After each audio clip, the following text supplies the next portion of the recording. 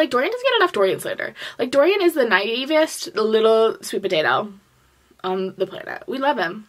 We love him. But like, you should be a little scared of Celaena. A little scareder than you are. Today, for your viewing pleasure, I will be recapping everything that happens in this book here, Throne of Glass by SarahJMaas. This is the first book, or the second book, depending on how you count it, of the series Throne of Glass, same name, by SarahJMaas. I'm not going to tell you what reading order you should read this in. This is like the first in the real series. There's also like a prequel novella called Assassin's Blade. I did actually already make a video about Assassin's Blade literally over a year ago. And in that video, I think I said that I was going to make one for Throne of Glass. And then literally not a soul watched that video. It had like 12 views after a month, and 6 of those views were me because I really enjoyed that video. So I didn't make this one. But something strange happened. Over the past few weeks, it has been really picking up traction, and like 2 people commented and said that they hoped I made another one. So here we are. We're here for book 2. Throne of Glass by SarahJMaas. There will be full spoilers for the entire book, obviously, because I'm going to tell you everything that happened in it. I will not be spoiling any future books. Like, this is not series spoilers, just book spoilers. I will be talking about some stuff that happened in Assassin's Blade, just because it's mentioned in this book as well. Honestly, like, those things are spoiled in Throne of Glass. Like, if you read Throne of Glass before you read Assassin's Blade, you're going to get spoiled for Assassin's Blade. Also, this video is divided into parts. These parts are invented by me. And so I called the first part Celaena and the Salt Mine, because it's about our girl, Celaena, and the salt mine. I want to introduce you to some of our main characters before we get too far into things. Our big 3 in this book is Celaena, Dorian, and Chaol. I did spell Chaol's name wrong on this slide, and I do think throughout this presentation, it sometimes is spelled O-A and sometimes A-O. It's tricky when those vowels are right next to each other, and unfortunately, I didn't resolve it, nor will I. First, let's talk about Celaena Sardothien. She is our main girly. She is love of my life, queen of queens, the most beautiful, blonde, lovely assassin. She's 18. She's Ardalin's assassin. Ardalin is like the main country that we're hanging out in. And she's like the best assassin in the land. Even though she, at the time of going to prison, was only 17. She was still the best assassin in the land. We don't know a ton about Celaena going into this. We will learn more as we go. And if you showed up here without reading Assassin's Blade, you know nothing about this girlie. But she was born in Terrasen. And Terrasen is this country up north. So Ardalin is the country we're hanging out in, and Terrasen is up north. Ardalin has kind of started to take over all the other countries, but there's still like country divides. And so she's up from Terrasen, but she's spent all of her life in Rifthold, which is the capital of Ardalin, and where our story, for the most part, is going to take place in this book. She was raised in Rifthold by this guy named Arabin, we'll talk about him a little bit more later, as an assassin. And so she grew up like learning all the assassin things, and so by the time she was 17, she was the best assassin in the land. She got caught. She ended up in prison and has spent the last year as a slave in the salt mines of Endover. Okay? You've caught up. This is where we're at. This is where we're opening. Then we have Prince Dorian Havillard. So he's 19, so he's a year older than Celaena, and he is the crown prince of Ardalin. He is the oldest son, so he's heir to the throne, and he's a certified hottie. Like, everyone is obsessed with him. He has got these, like, bright blue eyes, dark hair, like, everyone is swooning over him. SarahJMaas spends a lot of this book trying to convince us that this man is like such a womanizer and he is just like kissing every girl at the castle. As you will come to find out, I don't believe her. I don't believe her when she tells us this, because he's also like the biggest softie. We will get to know him a little bit more, but most important feature about him, honestly, is that he's besties with Chaol. And Chaol, who's wearing a Chaol sweatshirt, keeping it casual for this introduction, is 22, so he's old. In the grand scheme of things. He's captain of the Royal Guard, a position he got purely by nepotism. Also, I'm not sure exactly what this position entails. We know about Chaol pretty early that, like, he's never killed anyone, which, like, okay. But I'm just, like, unsure how you get to, like, a high military position without, like, really ever seeing active battle. I think it's purely a case of nepotism because he's besties with the Crown Prince. Also, maybe captain of the Royal Guard is, like, mostly a position in, like, name alone. Although he's in charge of investigating later things. I don't know. I don't know what his job entails. We're not really given clear details, but he seems to have some sort of power within the Royal Guard. And again, he is besties with Dorian. Those guys are bros to the end, bestie bros, and I love it. I love it. It's one of my favorite relationships in the entire series, is the relationship between Chaol and Dorian and how they're bestie bros for life. And he is from a ruling family in Enel, which is just a city in Ardalin that's like to the east. We'll look at a map in just a second here. Here's the map. So I circled some important points. So this whole thing is called Aurelia. That's the name of the continent. We're mostly on the, what is that? The east side of things? We are. We're mostly on the east side of things. You'll see that green circle up at the top. That's Terrasen. This is where Celaena lives, and then, or is from. And then down in the middle, we have Anel, which is where Chaol is from, so to the west. It's kind of up in the mountains, and that is like where Chaol is originally from, although honestly he spent most of his time in Rifthold. The dark blue pin is where we're starting, so that's Endover, the salt mines, and then the lighter blue pin is Rifthold, and that's where we'll be spending the vast majority of our story, because that is the capital city, that's where the castle is. And then before we get into this first scene, let me just introduce Duke Parrington. We don't know a ton about him, except that he's like kind of rude, and he's like very close with the king. He's clearly someone of importance. And this is what I picture. This is a man from Frozen. He's like a villain in Frozen. And this is what I pictured. Sorry.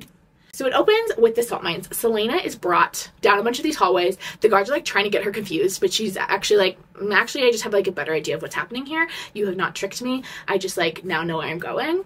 And she winds up in this room, and Chaol is there, Dorian's there, and Duke Parrington's there. And she's like, the prince is here. What a weird time. And Duke Parrington is like, you need to bow. And she's like, what? And then he pushes her over. And Dorian is like, that kind of defeats the point of bowing, is if you force them to. Because then they're not, it's like not a sign of respect, so I don't know why you did that. And so we're really getting the impression that Duke Parrington is not anyone's favorite guy. And so they're like chatting. Chaol is kind of giving Dorian the tea on like who Celaena is and how long she's been here, and Dorian is like kind of impressed that she's lived so long. Endover is like known as some place where like you die very quickly. Like it is pretty brutal conditions. Celaena is like super thin, emaciated, is like not doing so hot, but she has made it the year. At some point Dorian asks if she ever tried to leave, because like this seems like a bad deal, like why didn't you try to peace out? And she's like, oh, I did one time. And then Chaol is like, well, she did like one time. She like tried, and then he doesn't like tell the whole story, and Celaena gets annoyed because like the story is good, and so she tells the story, and we're gonna read it in her words. And you never tried to escape? Dorian asked. A slow, wicked smile spread across her lips. Once. The prince's brows rose, and he turned to Captain Westfold. I wasn't told that. Celaena glanced over her shoulder at Chaol, who gave his prince an apologetic look. The chief overseer informed me this afternoon that there was one incident 4 months, she interrupted. 4 months, Chaol said, after Sardothien arrived. She attempted to flee. She waited for the rest of the story, but he was clearly finished. That's not even the best part. There's a best part, the crown prince said, face caught between a wince and a smile. Chaol glared up at her before speaking. There's no hope of escaping from Endover. Your father made sure that each of Endover's sentries could shoot a squirrel from 200 paces away. To attempt to flee is suicide. But you're alive, the prince said to her. Celaena's smile faded as the memory struck her. Yes. What happened? Dorian asked. Her eyes turned cold and hard. I snapped. That's all you have to offer as an explanation for what you did? Captain Westfold demanded. She killed her overseer, and 23 sentries before they caught her. She was a fingertips from the wall before the guards knocked her unconscious. So? Dorian said. Celaena seethed. So? Do you know how far the wall is from the mines? He gave her a blank look.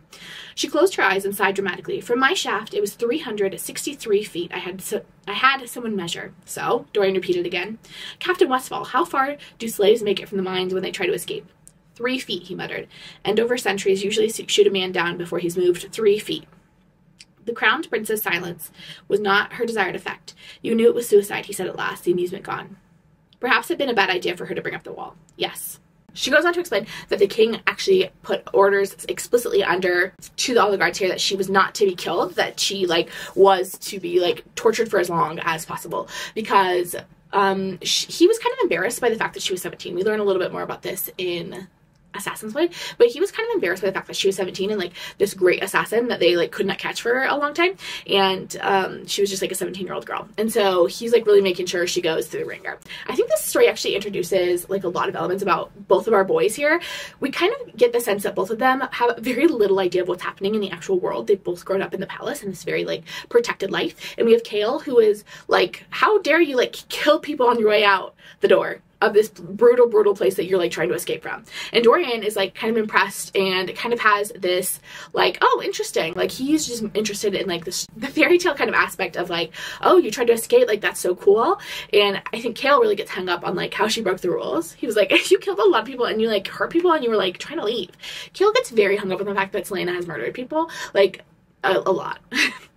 A lot of people really dislike Chaol, and Chaol gets a lot of slander out there, and I will really hear not very much of it because I feel Chaol is such an interesting character and we'll see him grow and change and learn throughout the series.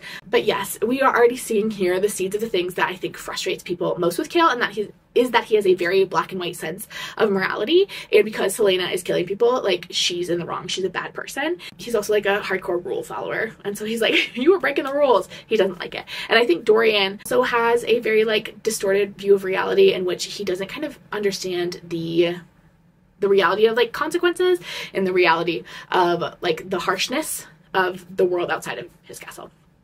Anyway, so Dorian is like, hey girlie, I have this proposition for you. Do you want to get out of here? And she was like, yeah, you know, probably. And he offers her a chance to compete in this competition. And it is going to be this competition with 24 people. A bunch of like the nobility are each getting to pick a champion to compete in this contest, where there's going to be 24 of them total who are going to compete to be the king's champion. Essentially what this means is you're going to be like the king's assistant in all of the things that the king doesn't want to get his hands dirty doing. So essentially you're becoming the king's like personal assassin. And Dorian has decided that Celaena is going to be his pick for champion. And she's like, okay, why would I leave slavery here to just become a slave at the castle? Like, there's not really a difference. But he promises her that if she becomes the king's champion, she will have to like work for him for 4 years, and then she will be like totally free. And that is incredibly appealing to Celaena. Like, freedom is something that she like strongly desires, shockingly. And so it's time for her to go. That night she like actually sleeps in a bed for the first time. Well, she's given a bed to sleep in, and she finds the like luxury of having like bedding and like a mattress to be so foreign that she can't sleep there, and she winds up sleeping on the floor. So like conditions are not great. So they head out on their way, and they're going through these forests of Oakwald. So they're like chatting, and Celaena is chained to her horse. Chaol is like keeping an eye on her. Once again, Chaol is like, this person is equals bad because she's murdered people. And Dorian is less concerned with things because he's just like less concerned in general.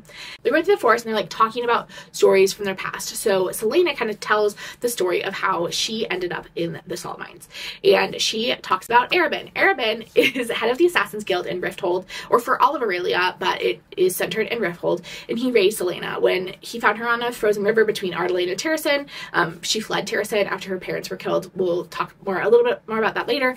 When she was about 8 years old, he found her and raised her in the Assassin's Guild. So she grew up learning how to be an assassin. And I truly do hate his guts. On the list of characters I hate most in this world, Arobynn is number 2. Like, I think he's an incredibly, like, not like a detriment to Sarah. I think he's a really interesting character, but I just like hate him.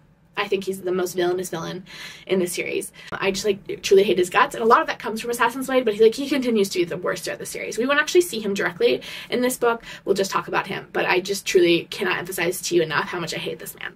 We also start talking a little bit about the mythology of the forest itself. So they're in this forest, and this forest is like notorious for having magic, or having magic in the past. We find out that Ardalan and Dorian's dad, the king, has essentially like outlawed magic in this way that has prevented it from like happening. Like, he's not only just like made it illegal, but he's also somehow like kind of deadened it. But this forest is a place that used to be like intensely magical and used to be home to a lot of fae and fairies. And they talk a little bit about King Brannon, who's kind of this like mythical figure from the past who was king of the fae. There's still creatures living in this forest though. Like, just because magic was outlawed and like these libraries were burned with any references doesn't mean that the people that were like magical people like disappeared entirely. We have this incident overnight with Celaena, and when she wakes up, I'm gonna read you what happened. Small flowers lay at the foot of her cot, and many infant-sized footprints led in and out of the tent. Before someone could enter and notice, Celaena swept her foot over the tracks, destroying any trace, and stuffed the flowers into a nearby satchel. So there's definitely still like the fairies, like the small fairies, like think like Tinkerbell-esque fairies in this forest, and for some reason they are like drawn to Celaena, and they leave her like this little offering as she's passing through. So we get the journey all the way to Rifthold. Now we're in part 2, Rifthold and the Glass Castle. So Rifthold, like I said, is the capital of Ardalan. That's where like the royal family of Ardalan lives, the royal family of the Havilards. And the castle used to be just like a regular stone castle until Dorian's dad was like, we're gonna add on a bunch of glass. Celaena like hates it. It like feels very disquieting to be in this castle made of glass. She can like see right through. It feels very fragile, even though like it is like pretty sturdy, like it's structural. So here's a quick family tree. So you have the king of Ardalan, and then his wife Georgina. Dorian is mom, and they have Dorian, and then Holland is his little brother. Holland is only 10, and he's off somewhere getting schooled. He's getting tutored. I don't know where he is, but again and again, we don't know much about Holland except that he'd be the worst. Like, there are threats made to Dorian kind of all the time about, like, what if your brother had to take over? And it is always like, oh, that would be really bad news because Holland is, like, terrible. I think he's just, like, kind of like a small tyrant.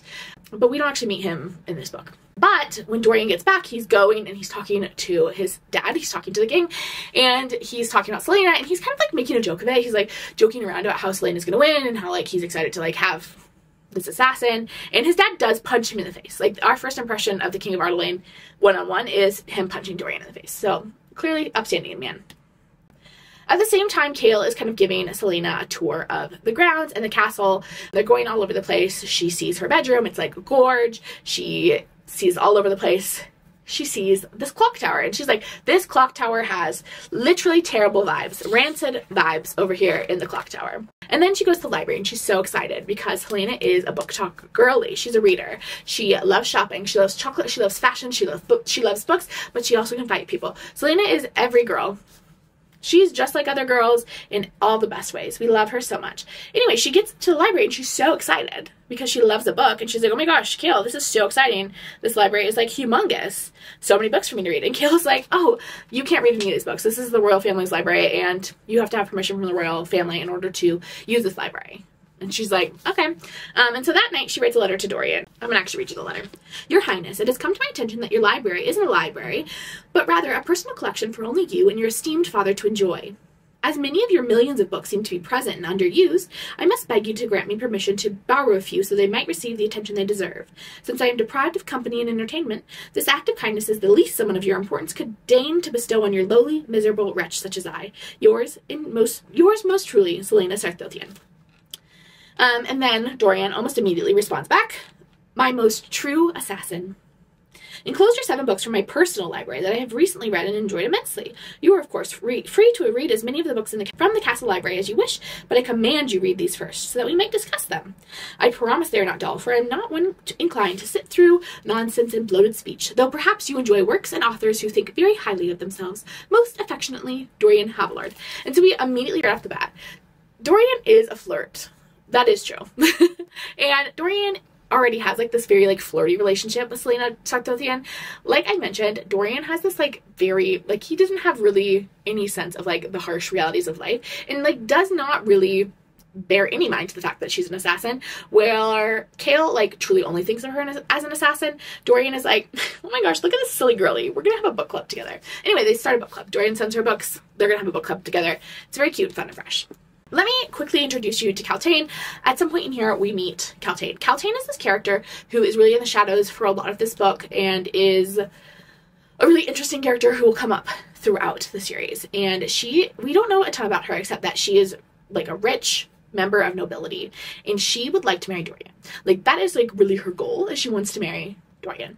And she's excited about it.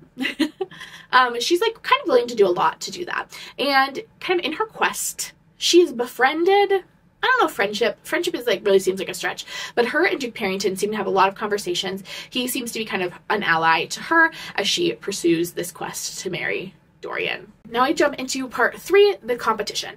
So like I said, we are competing to be the King's Champion. There are going to be a series of tests, like 1 a week, and then at the end, whoever wins is the King's Champion. So let's meet some of the competition. So Celaena is not competing as Celaena. So like I said, Celaena Sardothien was the most famous assassin in all the land. And so she's famous. And they didn't, for a couple reasons, they didn't want to actually say who she really was. So when she was an assassin, she always wore a mask or a hood, or, you know, no one saw her face. So she can, like, get away with pretending to be someone else. They're having her pretend to be Lady Lillian, this jewel thief from Fendharrow, whose dad was a merchant. And for one, they're doing this so everyone in the competition will underestimate her, because, like, a jewel thief doesn't seem like a top contender in this sort of competition. And also because it would be, like, kind of embarrassing for the king to be like, yeah, the most notorious assassin who I, like, truly hated and sent to prison, she's back and she's competing in this competition. So it, like, is important for the king's, like, honestly, ego to keep her under wraps. Then we have Knox. He is a thief from Parenth, which is a city in Terrasen. So Celaena already has, like, a little bit of a connection to him just because they're both from the same place. And then we have Bill Chastain. He's Eye Eater. I don't think we know a lot about him except that his nickname is Eye Eater, which, you know, doesn't super bode well. And then we have Kane. Kane is this, like, big, burly guy. And and he seems kind of mean. And then we have Grave, and Grave is mean to everyone. He's just like snide comments galore, just the worst. Here's just a few. I'm not going to go through everyone who's competing. Here are just like a few of the players we'll see throughout the competition, just to kind of give you a sense of who Lady Lillian is competing against.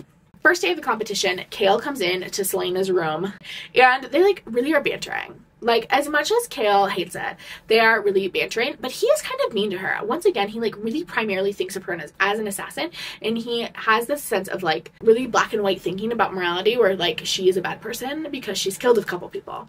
And I think one of the conversations that like betrays this like really well is something they have during this, where she's like eating her breakfast and getting ready to leave, and she confesses that she was up too late last night because she was reading some of the books that Dorian sent. And Chaol finds out about this, and he gets really mad that she's having like direct correspondence with Dorian, because he feels like that's like not appropriate, because she's an assassin. He says, so she's like, he's complaining about this, and she says to him, he could have ignored the letter, and besides, I'm his champion. Not everyone feels obligated to be as nasty to me as you do. You're an assassin, Chaol said. If I say I'm a jewel thief, will you treat me with more courtesy? She waved a hand. Don't answer that. So I think there is very much the sense of, based on his like, just like perception of her, based on her occupation, he's like treating her like quite poorly.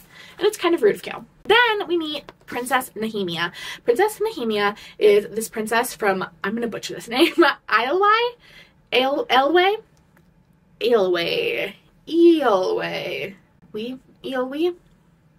I don't know. She's from this country that's to the far south. And this country has managed to maintain some control. The King of Ardalan has been taking over. So he's taken over Terrace, and he's taken over most of the continent. But while he's taken over Eilwe, he has allowed the royal family to stay there, mostly as figureheads. And so Princess Nehemia has come kind of as like an exchange. There's like a lot of different reasons that it's happened. One, it seems like it is like a matter of like keep your enemies closer, where the king probably wants to keep an eye on her because she is a suspected rebel. But also there is the sense that like perhaps she's like assimilating into the culture more, and it's like a diplomatic move in order to forge better relationships between the two countries. We don't know exactly, but she is supposed to be this figure that is like really this hope for this people that still has a modicum of freedom, and that perhaps they'll be able to like regain their freedom from Ardalan. And she's like the last hope of this for not only her country, but kind of the whole continent, because she's one of the few ruling families left outside of the king. So we meet Princess Nehemia while she is walking with Kaltain, because Kaltain has kind of decided to take her under her wing, but they don't speak the same language. So Kaltain speaks what SarahJMaas calls like the common tongue, what everyone else is speaking, and Nehemia only speaks Idleways. And Celaena like stops her in the hallway and starts chatting with her because she learned Ilways. Sorry. She learned the language that Nehemia speaks in the prison in Andover. And so she knows the language as well, and so they're chatting. Chaol is horrified at this because he thinks it's wildly inappropriate that an assassin would be talking to a princess. Nehemia is like, oh my gosh, it's so nice to have someone to talk to. We should hang out. And Chaol is like, absolutely not, because you cannot hang out with an assassin because you're a princess. The next day, Eater, one of the contest competitors, one of the champions that are competing, is found dead. His guts are like literally ripped open and like spilling everywhere, organs galore, and he's like, something like brutally killed him, and everyone's like, oh, this is a bad time, yuck.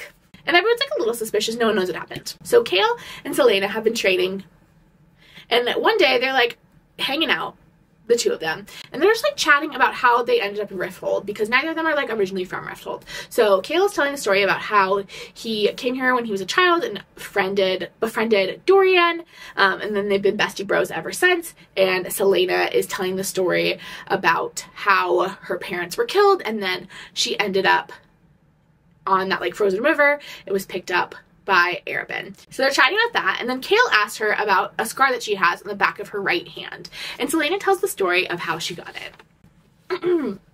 When I was 12, Arabin Hamel, my nemesis, decided I wasn't nearly as skilled at swordplay with my left hand, so he gave me a choice. Either he could break my right hand, or I could do it myself. The phantom memory of the blinding pain lanced through her hand.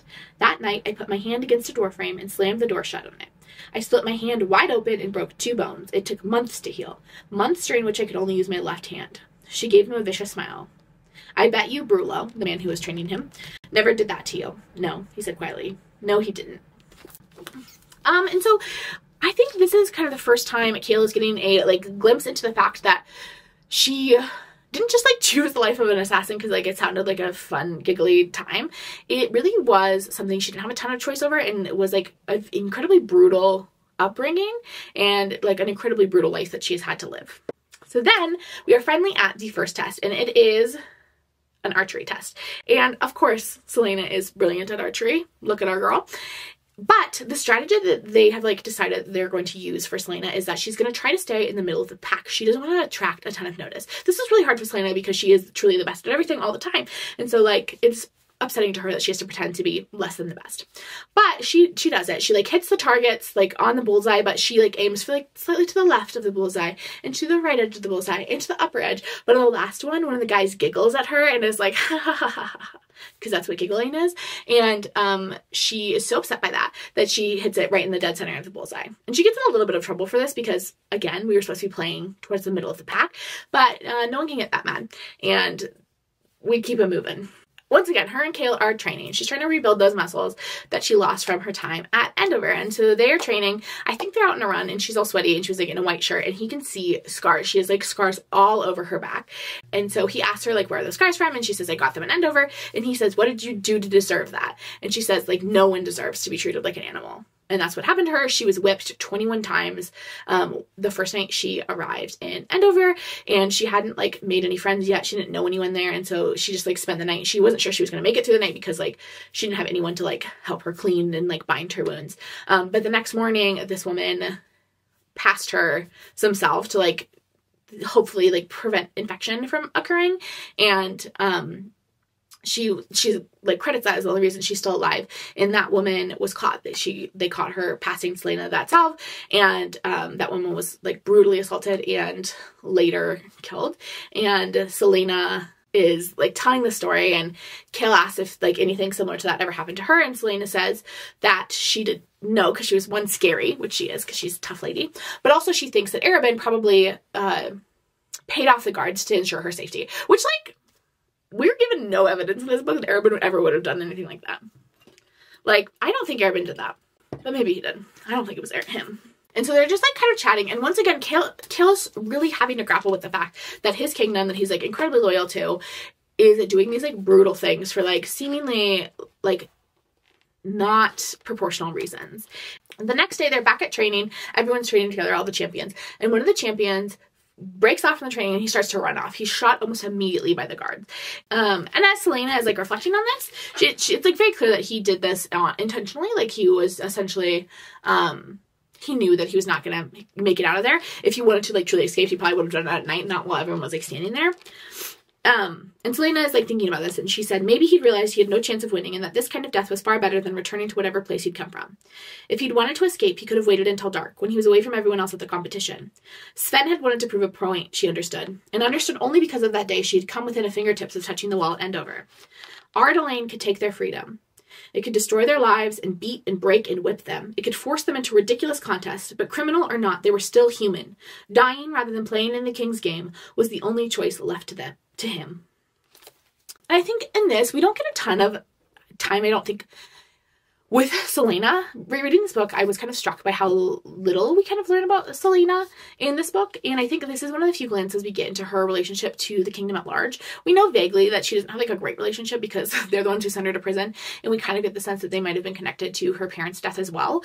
But I think here we're seeing that she has a real disdain for the, like, freedoms that they've stripped from everyone, and the ways that they have kind of destroyed this entire continent, and this rebellious streak that's within her to defy Ardalain to the point of death. So then we get a scene with Dorian and Dorian's mom, and this is a scene where they're just, like, kind of chatting about the fact that, like, Dorian does need to get married, like, fairly soon. He's getting, like, old. He's 19. And so he needs to find a wife, and, like, Kaltain is brought up as a suggestion, and Dorian, like, kind of, like, plays loosely with the idea of, like, wouldn't it be crazy if I married Lady Lillian? It's kind of just, like, a scene that is to remind us that Dorian is on the marriage market. And also, once again, Holland is brought up, and his mom is like, if you don't get married, like, what if Holland's king? Again, that would be bad. Then we come back to Celaena, and she is daydreaming about Dorian. she has got a little bit of a crush on this boy. One, he's nice. He's a really nice guy, especially in comparison to Chaol. Two, as we talked about, Dorian is a certified hottie. So she's thinking about him, she has a crush on him, and then she remembers Sam, and she starts thinking about Sam. Sam, if you read Assassin's Blade, you'll be very familiar with Sam's story. If not, this might be one of your first introductions to Sam. Sam Cortland was this boy that she loved and is now dead. So she starts thinking about Sam and thinking about like what happened to Sam and just like how devastated she is and like is she ready to move on to someone else. Cut to Caltaine. We're all over the place. Caltaine and Duke Parrington are having a conversation, and Caltaine has got really a big crush on Dorian, and it's not really necessarily like Dorian's personality, although again, certified hottie. It's mostly that she wants access to that power, and Duke Parrington is kind of like really encouraging this and being like, yeah, I think this could go really well for you. Celaena, after thinking about Sam, has gone up to her room to play piano. Piano has this real connection to her past because she grew up with music, and this was something that Sam knew about her, and Sam had gifted her music at one point. And Dorian like peeks his head in and is surprised to find her playing the piano. It's not something that he knew she could do, and she's playing like quite emotionally, and he's also a little surprised by that. And so he jokes with her that like, oh, I didn't know someone without a soul could play so like beautifully. And she's like, I have a soul. Like, just because I'm an assassin doesn't mean I'm like not a person. And they kind of like bicker. It's like pretty light bantering, but you can tell that like she is hurt by this suggestion that, again, the fact that she's a murderer doesn't mean she isn't a person. And he comes to find out that like she's playing and thinking about someone she loved, and he asks her if the person that she loves is at the castle, and she's like, no, he's dead. And we don't get a ton from this, but I do like that they have this little like moment. We're back. It's the next day for me. You probably didn't even know I left, but that's why I'm in a different outfit, and I'm sure the camera's in a different spot, and I'm sure the lighting is different because that's the way the cookie crumbles. I have to figure out where we were. I was just finishing talking about Sam. My literal love. Love of my life. Sam Cortland. His death did ruin me. And anytime he is mentioned, even briefly in the books, I do tear up because I love this man so much. Anyway, on to the next task.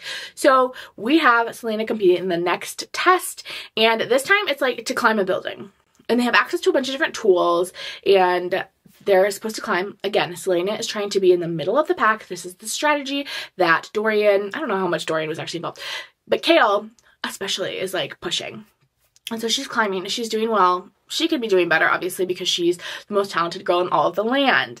But then, who should fall but Nox? Someone has like cut, I can't remember exactly what happened. Should I? Probably, I'm giving you this recap. Something happens to him where he is like knocked off, and she has to like scramble to save his life. And so she saves him, but it means that she comes into like second to last place in the challenge, which is like enough to keep her in the competition. But like, again, girl hates losing. And then there are two more tests that we don't get to see. SarahJMaas is just like more tests happen. So we move on. Okay, then it is some sort of festival. I don't know if we were ever told what festival it was. I have it decorated for Christmas. We do have like Yule Miss later, but I feel like this may be like the Thanksgiving equivalent. Maybe. Except there's a religious aspect. She's allowed to go to the church services, but she's not allowed to go to the feast afterwards. So they're like walking around chatting. It's her, Chaol, and Nehemia are walking around, and they spy Cain, and he's hanging out at the clock tower looking at some word marks. And word marks are these like weird symbols, and Celaena has seen them a couple times now, and she asked Nehemia about them, and Nehemia is like, oh, those are part of like an ancient religion sort of thing. That's sort of the vibe that they are. They're like connected to that. And Celaena's like, oh, I'm really interested in those. And they kind of get to chatting, and it's kind of decided that Celaena and Nehemia are going to spend even more time together, to Chaol's dismay, because Celaena is going to tutor Nehemia, because Nehemia speaks the language that they speak in Eloise. And Celaena picked that up when she was in the mines, so she also speaks that language, but Nehemia doesn't speak like the common tongue, which is like the language that everyone else is speaking. So Celaena's going to tutor her in the common tongue, and also they just want an excuse to hang out. And Chaol, of course, thinks it's a terrible idea because Chaol is like, you're an assassin, you can't hang out with a princess. It's his ongoing gripe, honestly, with Celaena in this book. That night, Celaena is back in her bedroom, and she's hanging out. Everyone else is down at the feast, and she's stuck up in her room, and she's a little bit bored. She goes, and she notices something is happening behind this big tapestry that's hanging on her wall. That's right, there's a secret door. She's like, oh my gosh, a secret door. Very exciting. And then thus begins the next part of this novel. I like to call Secret Doors and Dead Royalty. I actually think this is the last part, which is silly because there's still like half the book left.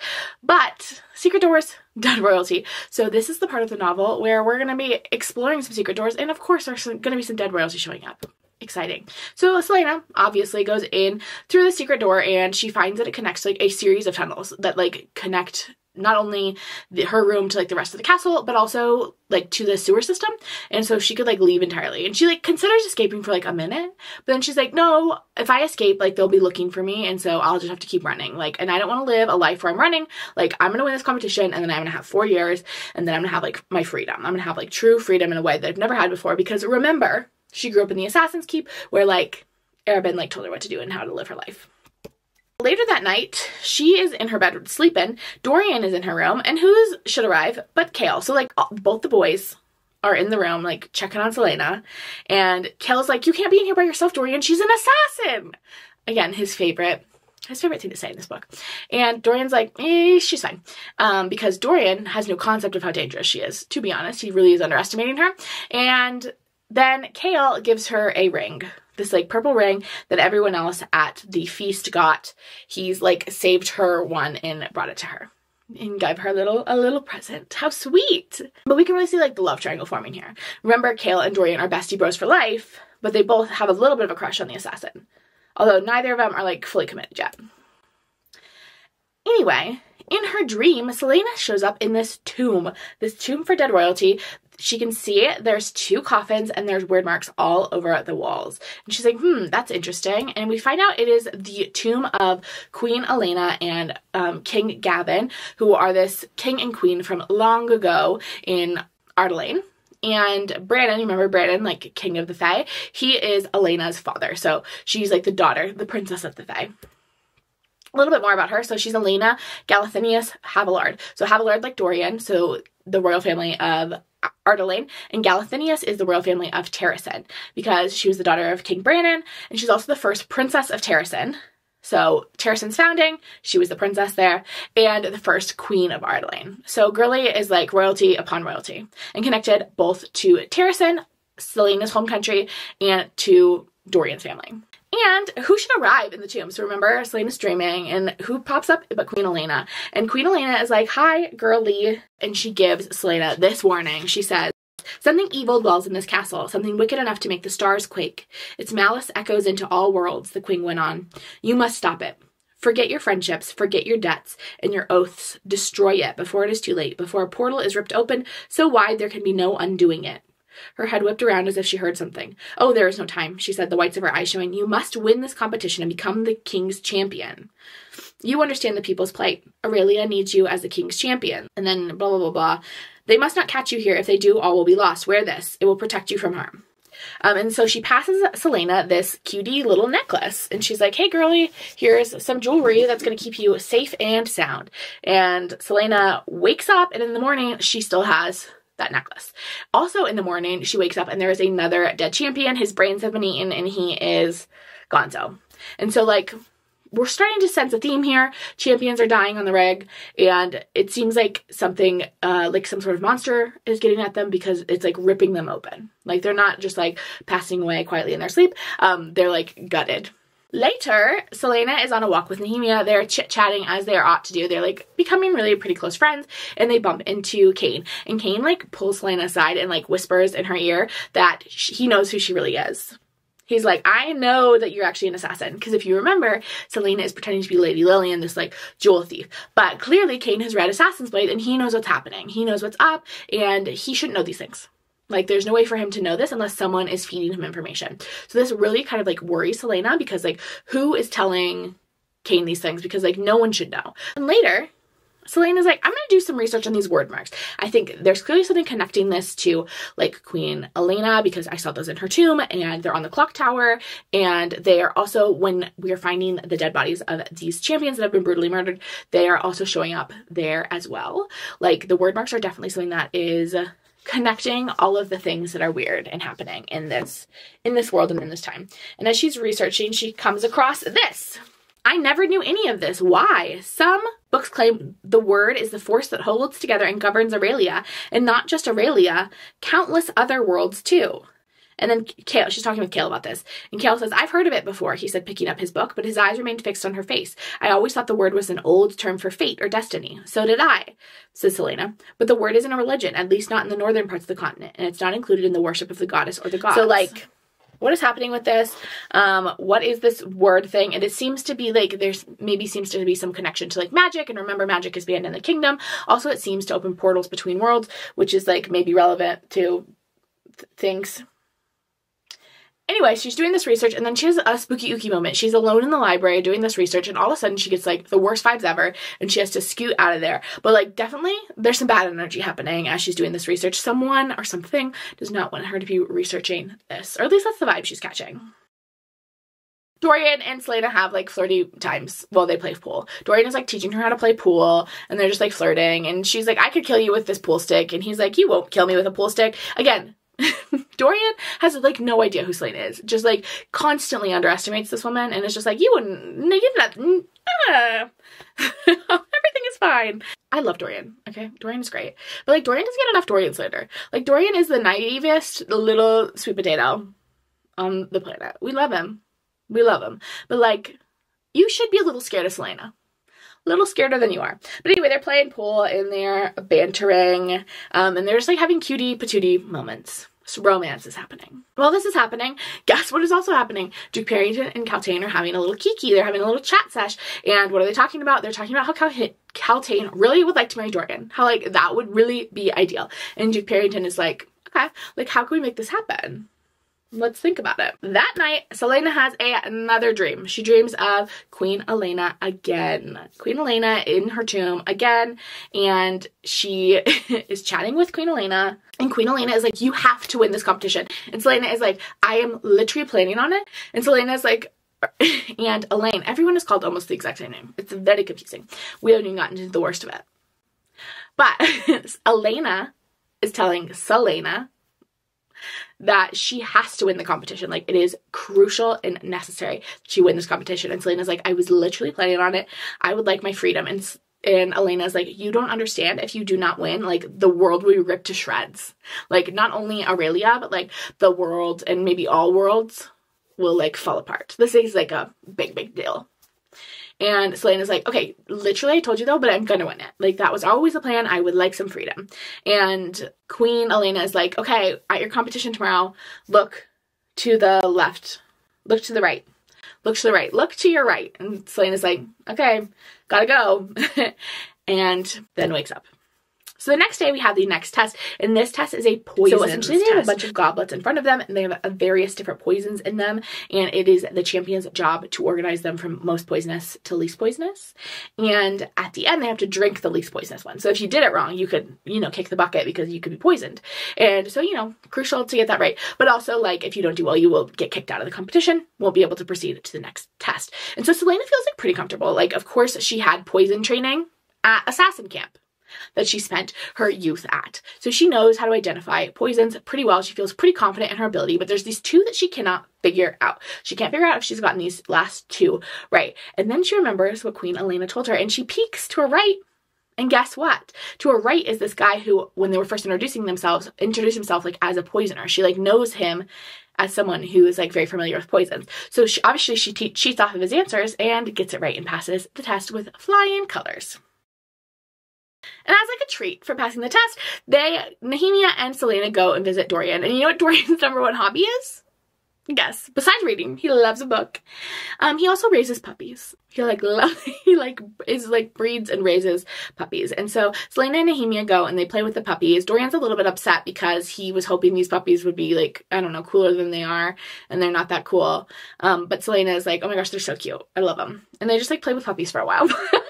We just had like a break to play with a puppy, which like, I love that.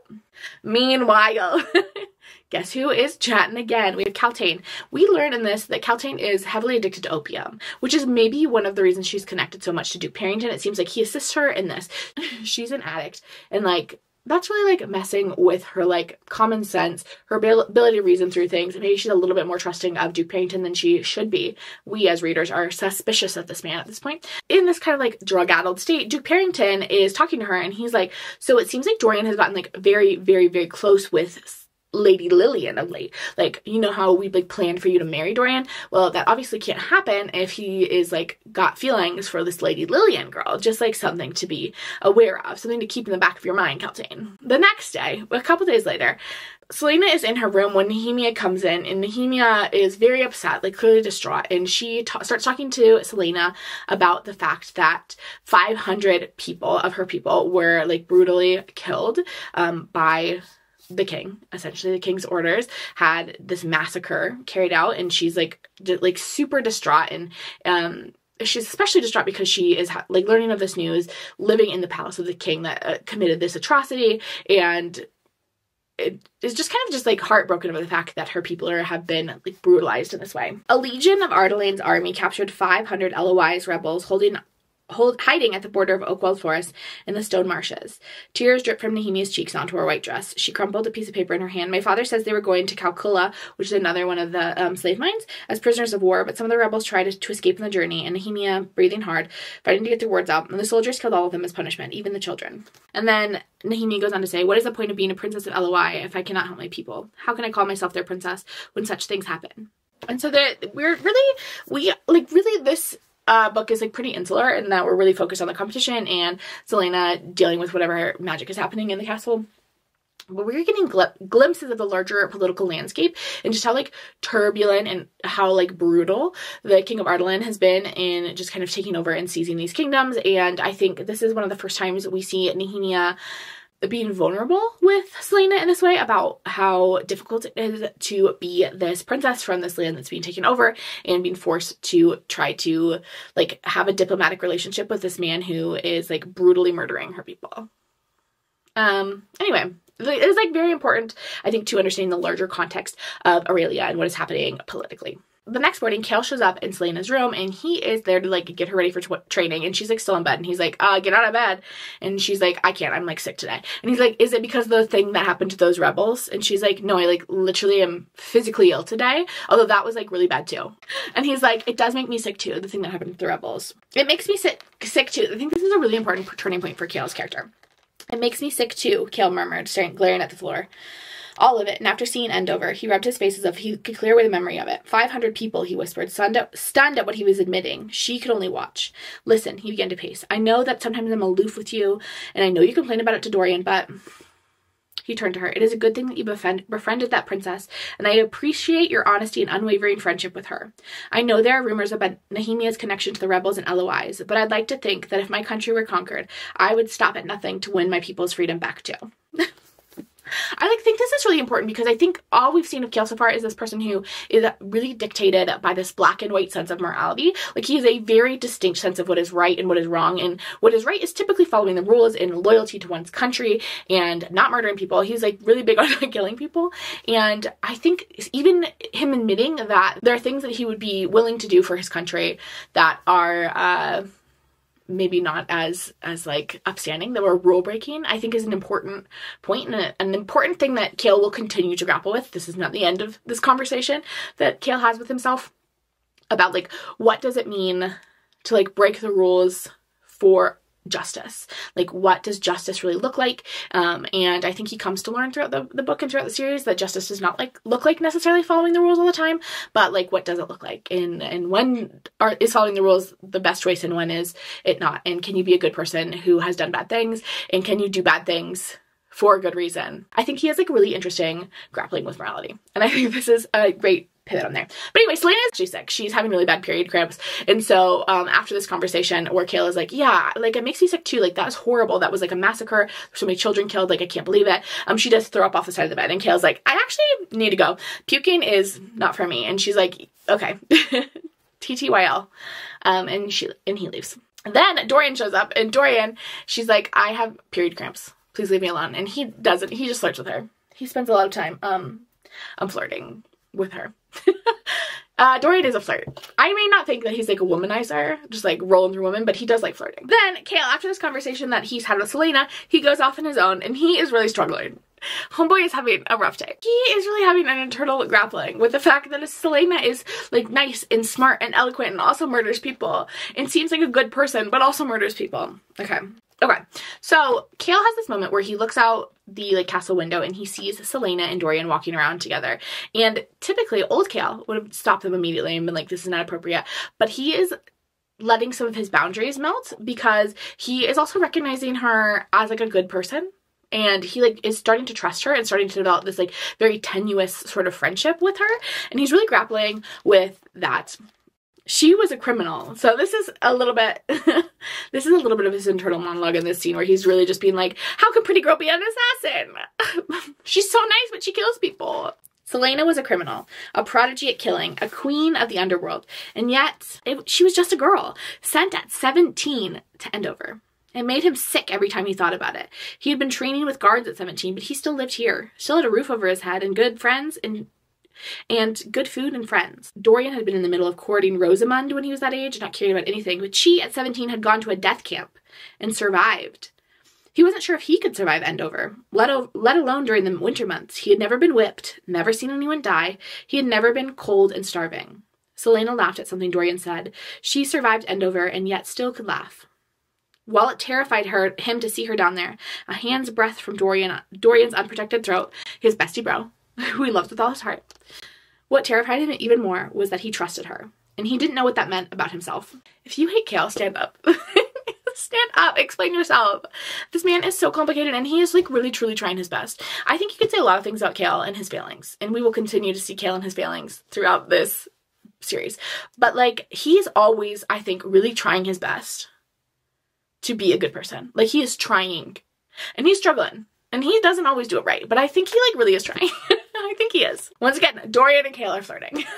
They are just flirting literally all the time. Dorian loves the flirting, and they're having like a little cutie patootie romance. And as they're flirting, Dorian notices that necklace that Celaena got from the queen during her dream. She's been wearing it around, this like little Eye of Elena necklace, and Dorian recognizes it, and he's like, oh, is that the Eye of Elena? When I was a boy, I used to read tales about the dawn of Ardalan. Gavin was my hero. I must have read every legend regarding the war with Erewhon. Elena, the first queen of Ardalan, had a magical amulet. In the battle with the Dark Lord, Gavin and Elena found themselves defenseless against him. He was about to kill a princess when a spirit appeared and gave her the necklace, and when she put it on, Erewhon couldn't harm her. She saw the Dark Lord for what he was and called him by his true name. It surprised him so much that he became distracted, and Gavin slew him. Dorian looked to the ground. They called the necklace the Eye of Elena. It had been lost for centuries. Celaena's like really trying to play this off and be like, oh, that's so crazy that it looks like that. That's so crazy weird. I did not get it in a dream from Elena herself. That would be crazy cuckoo bananas. I definitely did not do that. Dorian kind of has no idea what's going on, but we are introduced to kind of hear the idea of what happened with like Erewhon, and we get like a sense of what the deal is. Erewhon is not the gourmet grocery store in LA. They're pronounced the same, according to me, but they're not the same. So we have Gavin, and Gavin has this sword that's called Damaris, and Damaris is like this magical, mystical sword. It is in the tomb. So Celaena has seen it, and that's what he used to clear Erewhon. Erewhon is this guy. I know I didn't pick a man that looks like a man. I picked a man that looks like a devil in a suit. And you might be like, that seems like a strange choice. Okay. Fight me. But Erewhon is like a guy, but he's like not a guy. He's a guy from like, we'll learn more about him. I like don't know how much we know at this point. But like Erewhon was this evil guy. Gavin slewed him, and it was like thanks to Elena's necklace.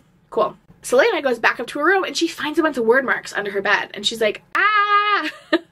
Is someone trying to mark me to be the next killer? So she like, they're written on there with chalk, so she like washes them away. And the next day she goes to the library and she finds Nehemia reading in the common tongue. And she's shocked and surprised and suspicious, because guess what? Nehemia wasn't supposed to be able to read or like understand all the common tongue. Like that's why Celaena was tutoring her. And she has this conversation with Nehemia, and Nehemia's like, oh yeah, I knew the common tongue the whole time. I just like wanted to hang out with you. And she's like, this is so suspicious. You're being so suspicious. She's the one who also knew about the word marks. Like, she's starting to put two and two together. She's like, oh my gosh, I befriended Nehemia, but actually Nehemia might be like the one that is killing these champions. Like, she obviously has no love for the king of Ardalan. Like, what would stop her from killing these people? Like, I should keep my eye on Nehemia, because like clearly she's up to no good. Cut to Yulemas, which is Christmas. Celaena wakes up and Dorian has gifted her presents because, of course he has. He gave her a puppy. He gave her a puppy named Fleetfoot. Fleetfoot is the star of this whole series. Fleetfoot will make Fleetfoot stays with us the whole series. He's fine. Spoiler alert. But I feel like it's good to know that the dog is fine. Fleetfoot makes it through unscathed. Most of the time he's like not on page. He's not like a main part of the action. He often goes to stay somewhere safer. But she gets a puppy called Fleetfoot and a bunch of candy from Dorian for Christmas. And she's like, yay, Christmas. And on Christmas, there's also a Yulmus ball. Celaena, of course, cannot go because Chaol is not letting her go anywhere because he doesn't want her assassinating people. But she's like, I'm gonna go anyway. And so it's a masquerade ball. Convenient. She claims the reason she needs to go is because she needs to keep an eye on Nehemia. She thinks Nehemia might be up to something. But like, really, she just loves the ball. Like, Celaena loves dancing. She loves dressing up. She loves all that stuff. Like, to not let her go to a ball is cruel. It's rude. It's rude behavior. She gets there and immediately Dorian and Chaol both know that it's her. They're both like, okay. Like, obviously, they're not fooled by a mask this big. And Celaena and Dorian end up dancing together. It is very a Cinderella story. Like, this is exactly what I picture happening. Right here. I'm pointing in front of me because that's where the screens are, but they're like around me. This and this. Like, this is what's happening. And Chaol sees this and is very jealous of Dorian. And Kaltain sees this and is very jealous of Celaena, who she thinks is Lady Lillian. So everyone's jealous. Jealousy is brewing as Dorian and Celaena dance together at Yulmus. And they also share their first kiss. They've kissed. They've made it Facebook official. They're like boyfriend and girlfriend, sort of, now. And it's very cute. It's very sweet. And then at the end of the night, Celaena goes back up to her room. Chaol is walking around out in the gardens and he looks up to her balcony and this is what he sees. I love this little chapter. In the garden, the captain of the guard stared up at the young woman's balcony, watching as she waltzed alone, lost in her dreams. But he knew her thoughts weren't of him. They're not of Dorian either. She's thinking about Sam. I will tell you that. She stopped and stared upward. Even from a distance, he could see the blush upon her cheeks. She seemed young. No, new. Knew what it made his chest ache. Still, he watched and watched until she sighed and went inside. She never bothered to look below. I really like this moment because, again, I think we're really seeing Chaol come to terms with the fact that, like, she's 18 at this point. Like, she's so young and has had so much of her life kind of stolen away from her. Like, a lot of the choices that she's made that he doesn't agree with are choices that were made under duress. Like, she felt like she had to make them, or she was like truly not even like just given no choice. And I think he's really seeing this in that moment, and I thought it was really sweet. Then we cut to Duke Parrington and Kaltain the next day. They're chatting and Duke Parrington's like, oh my gosh, it seems like Dorian and Lady Lillian are getting like quite close. And Kaltain is like, yeah, I know, it's very annoying. And Duke Parrington's like, oh my gosh, it would be helpful if we got her out of the way, don't you think? And Kaltain was like, yeah, it would be helpful. I don't know how to do that. And he's like, well, we like can't kill her. That would be unethical. But what if we slipped her a little something when she was fighting the final challenge that would prevent her from like fighting at full capacity? Like if we just gave her something to dull her senses a little bit so Kane could win. That could work, couldn't it? And Kaltain is like, oh my gosh, it totally could. And he's like, you could totally do it. I can't do it because like I'm a duke and stuff. But like you could, no one would even suspect you, obviously. Like you're just a girl. And she's like, oh my gosh, that's the smartest thing I've ever heard. Let's for sure do that. And so they have a poisoning plot happening. Meanwhile, Celaena is sneaking around. It is, I think, the next night. It's not Yulmus anymore. She decides to do some investigating. She's like, oh, it's the night before competition, and this is when the champions have been going missing. I'm gonna go and investigate in the tunnels. And she goes and investigates and she finds Kane. And Kane is doing this like ritual with the word mark and is bringing this like monster that's called a Riderack to life. This is my depiction. She's a werewolf. I don't think it actually looks like this, but this is what we went with.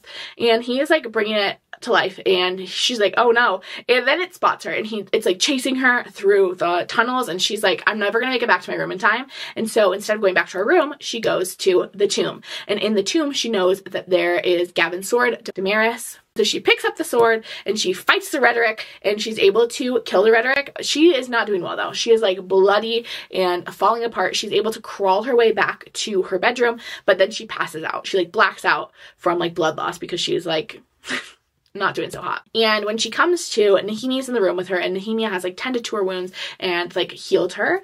And they have a conversation about how Celaena was starting to suspect Nehemia, and Nehemia kind of explains that, yes, she did know more than she was letting on, but, like, none of it was, like, she was not the one killing champions. Obviously, Chaol was. And Celaena confesses who she really is to her. She's like, I'm not really Lady Lillian, this jewel thief. Like, I'm Celaena Sardothien. I'm this assassin. I was at the salt mines of Endover. That's how I learned Eloise, because, like, a lot of your people are there in this slave camp, and I know how terrible they're being treated for why. And they just, like, have a conversation about it. And Nehemia is like, I'm so glad we were able to, like, mend this. She's like, I really valued our friendship. So to see things become so, like, distant between us when you were suspicious of me was, like, really hard for me to deal with. And so, like, I'm glad that we're in a better place now. And then she says to her, so I wish to give you what I have given few before. Her dark eyes shone. Names are not important. It's what lies inside of you that matters. I know what you went through at Endover. I know what my people endure there day after day, but you did not let the mines harden you. You did not let it shame your soul into cruelty. The princess traced a mark on her hand, her fingers pressing into Celaena's skin. You bear many names, so I shall name you as well. Her hand rose to Celaena's forehead, and she drew an invisible mark. I name you Alentia. She kissed an assassin's brow. I give you this name to use with honor, to use when the other names grow too heavy. I name you Alentia, the spirit that could not be broken. Names are something that are, like, actually incredibly important. I know she said that they are. Names are really important in this book series. And so Lady Lillian, or Celaena, as we've been calling her, but she's been going by Lady Lillian, and so that is, like, this fake name. But Nehemia is very much of the opinion that, like, the name is not who makes the person, like, it's the person under the name that really matters.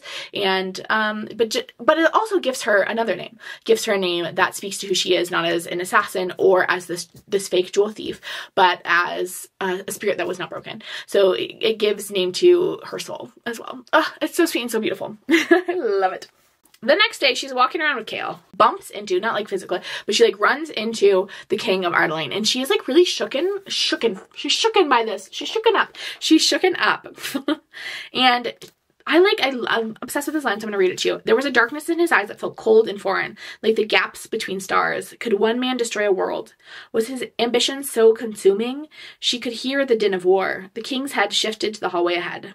Something dangerous lurked about him. It was an air of death that she felt standing before the black void summoned by Cain. It was the stench of another world, a dead world. What was Elena's goal in demanding she get close to him? So, like, something sus is definitely happening with the king, and he, like, gives off like, truly rancid vibes. Like, he has absolutely rancid, the vibes of death vibes, and Chaol kind of sees how shaken up she is by this encounter, and it makes him question himself. It makes him really question his allegiance to this king. He sees how brutal this king has been, and how much he is stripped away from Celaena, and Celaena becomes for him, like, a symbol of the people who have been enslaved in Endover and in Calcula, the other slave mine, and he's like, this seems maybe like it's not right or just. Like, why am I pledging loyalty to this man who seems to be, like, maybe evil?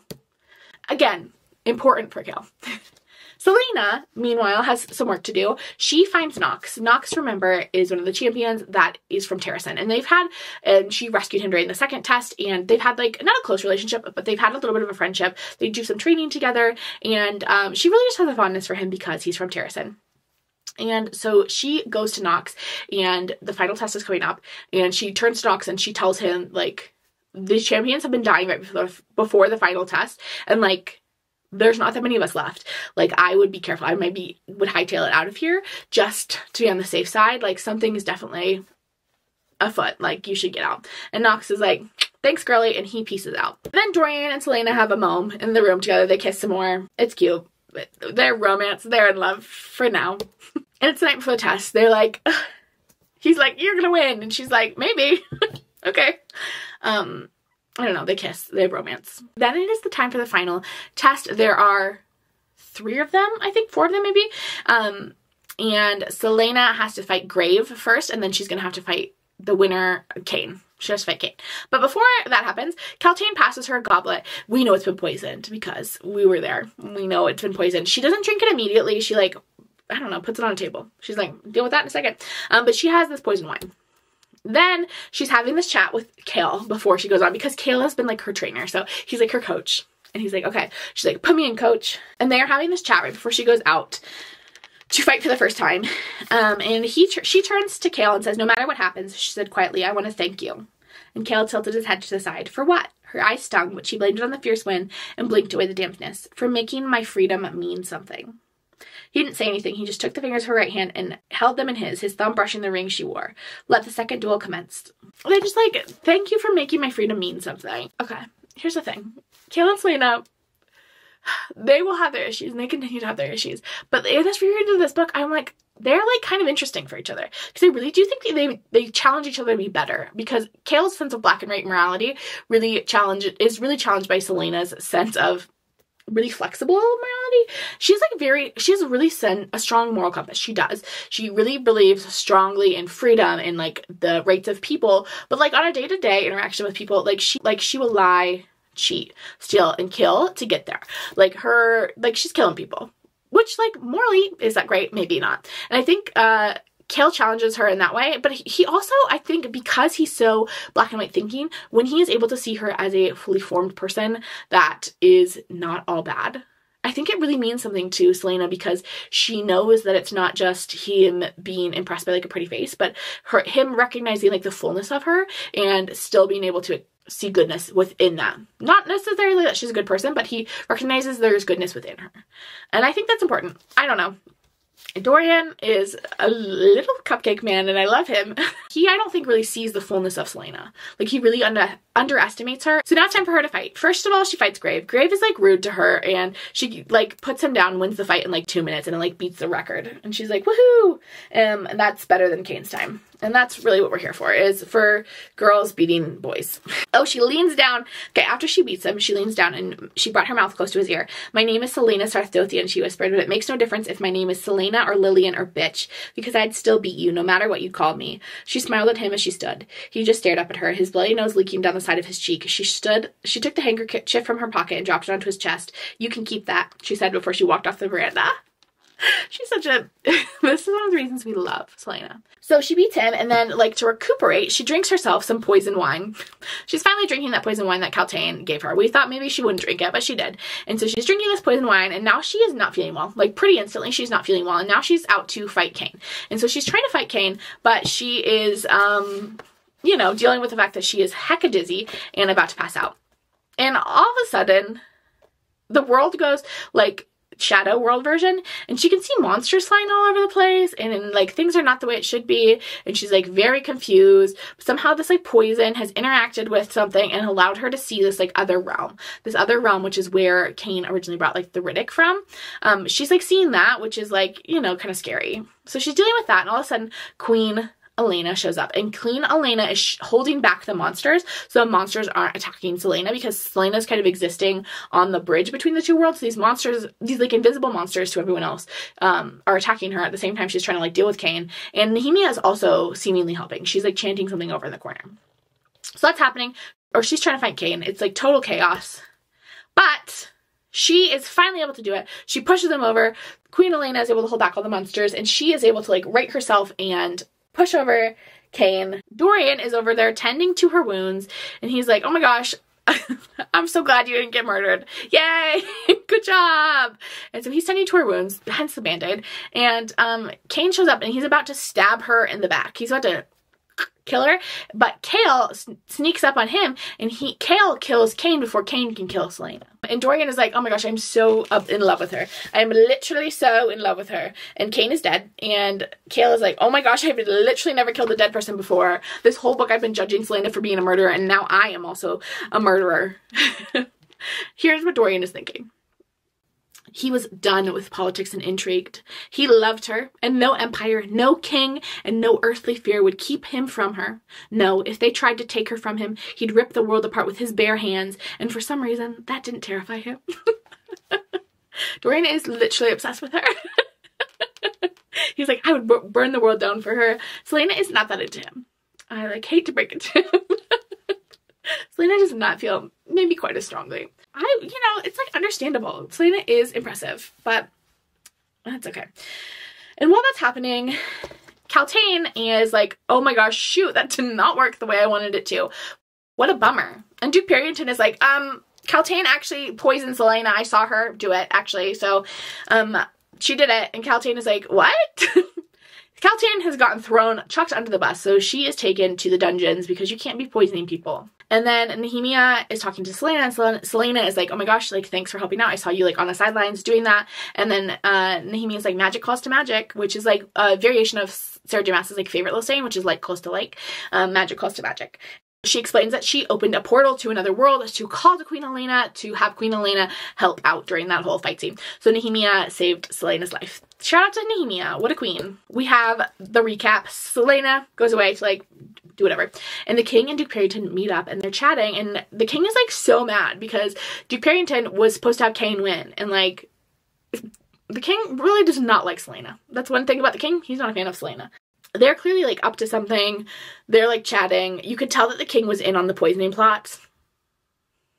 And is not happy Celaena is now the king's assassin, but, like, what is he gonna do?